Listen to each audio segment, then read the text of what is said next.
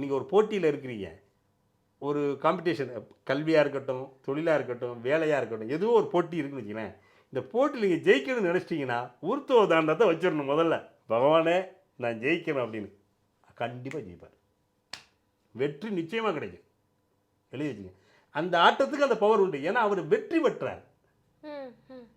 சக்தியவே ஜெயிச்சாருன்னு சொல்லுவாங்க. சக்தி விட்டு கொடுத்தாரு, அது வேற. ஆனால் அது மாதிரி ஒருத்தரை வந்து இப்போ காதல் பண்ணுறாங்க, கணவன் மனைவி ஒற்றுமை, அதுக்கு ஒரு தாண்டவம் இருக்குது. அந்த தாண்டத்தை வச்சு அவங்களுக்கு செட் ஆகிடும். புரியுதுங்களா? அது மாதிரி கல்விக்கு ஒரு தாண்டவம் இருக்குது.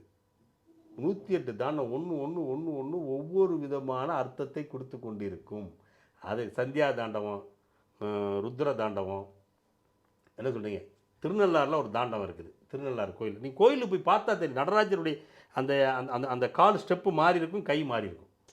இது பொதுவாக யாருக்கு தெரியும்? அதாவது இதை பற்றி உள்ளார்ந்து போகணும். போனால் தான் இறைவன் நான் எப்படிலாம் இயங்கிட்டு இருக்கிறேன், இங்கே நான் என்ன வேலை பண்ணிக்கிட்டு இருக்கிறேன் அப்படிங்கிறத காட்டு. இங்கே அதாவது இங்கே நான் வந்து பிச்சாடனாக இருக்கிறேன், இங்கே நான் சக்கரவர்த்தியாக இருக்கிறேன், இங்கே நான் கணக்கு பிள்ளையாக இருக்கிறேன், இங்கே வந்து அதிகாரிங்க மந்திரியாக இருக்குன்னு சொல்லலை.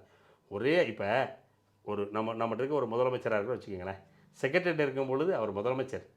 அதே முதலமைச்சர் வந்து வெள்ள நிவாரணம் வந்துருச்சுன்னா, வெள்ளத்தில் தண்ணி போயிட்டு இருக்குன்னா அந்த இடத்துல வந்து மக்களை நிற்கும் பொழுது முதலமைச்சர் தான். ஆனால் அந்த இடத்துல வந்து களப்பணியாளராக இருக்கார். அவங்க கூட சேர்ந்து சாப்பிடுவார், அவங்க கூட சேர்ந்து இருப்பார், மழையில் நினைவார், வெயிலில் போவார். அப்போது அந்த இடத்துல அவர் முதலமைச்சர். ஆனால் அந்த இடத்துல அவருடைய வேலை என்ன, அவருடைய பணி என்ன? அப்போ அந்த இடத்துல நடக்குதா இல்லைங்களா? திடீர்னு ஒரு விபத்து நடந்துடுது. அப்போ என்னென்னா ஒரு முதலமைச்சர்கள் அந்த இடத்துல போய் அவங்கள போய் துக்கம் விசாரிக்கணும். அவங்களுக்கு ஆறுதலாக நான் இருக்கிறேன்னு அங்கே போய் சொல்லணும். சொல்லும் பொழுது அவங்களுக்கு ஒரு நம்பிக்கை, நமக்கு பின்னாடி ஒரு அரசாங்கம் இருக்குது. அப்போ அந்த இடத்துல அவங்க கடமை. அப்போ இடத்துக்கு தகுந்த மாதிரி அவருடைய இது மாறுதில்லை. அதே தான் இறைவன். ஆண்டவன், இவங்களும் ஆண்டவன், அவ்வளோதான். ஆளக்கூடியவன் ஆண்டவன்.